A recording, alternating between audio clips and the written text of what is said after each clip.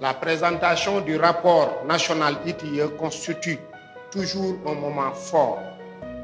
C'est un espace privilégié de dialogue, d'explication et de réflexion collective sur la gouvernance de nos ressources naturelles. Ce rapport n'est pas un simple document annuel. Il s'est imposé au fil des années comme un véritable vade-mecum de la gouvernance extractive au Sénégal.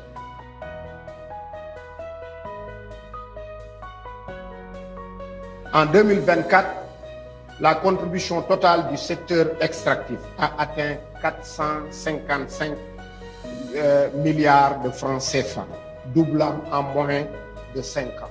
L'un des enseignements les plus marquants du rapport de 2024 demeure la montée en puissance des fournisseurs locaux, dont le volume de transactions, plus de 1110 milliards de francs CFA, dépasse pour la première fois celui des fournisseurs étrangers, 1025 milliards.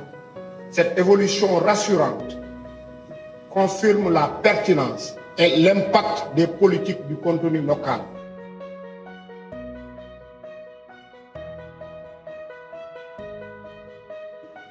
La norme ITIE, je pense que le président du comité national l'a dit, n'est pas un simple document annuel.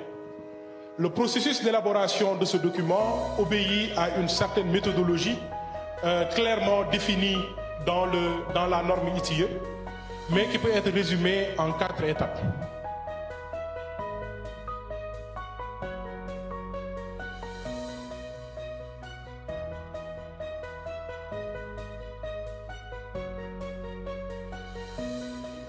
Le présent rapport 2024, premier depuis le début de l'exploitation des hydrocarbures, notamment le pétrole, marque une étape fort importante.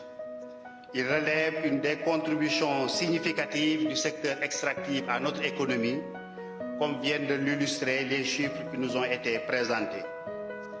Si les chiffres, comme je l'ai dit à mon introduction, attestent à suffisance des progrès accomplis, il n'en demeure pas moins qu'il reste beaucoup de chemin à faire, surtout que le rapport a relevé encore des défis qui sont devant nous si nous voulons que l'exploitation de nos ressources ait un impact positif.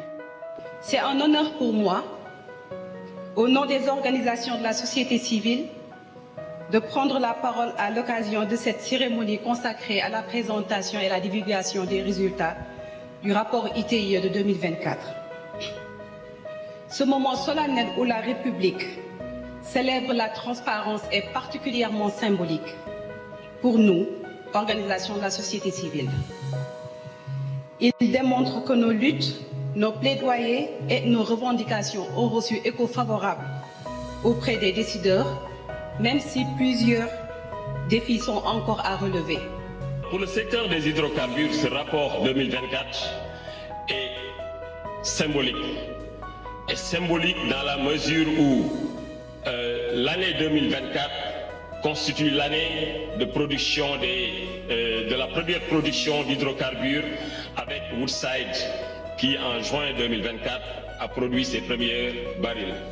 Nous l'avons annoncé depuis des années que la production des hydrocarbures devra contribuer à booster l'économie et c'est ce qui s'est passé parce que la contribution du secteur des hydrocarbures est passée donc de 30,65 milliards de francs CFA à 2023 à 77,70 milliards en 2024, donc soit une hausse de 47,1 milliards de francs CFA.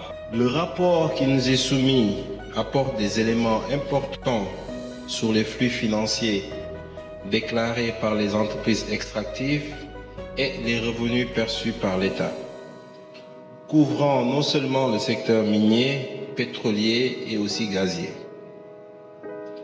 À cet égard, nous saluons les efforts du secrétariat national ITIE, de l'administrateur indépendant, ainsi que la collaboration des administrations publiques et des sociétés extractives qui ont permis d'atteindre un taux de déclaration globalement satisfaisant.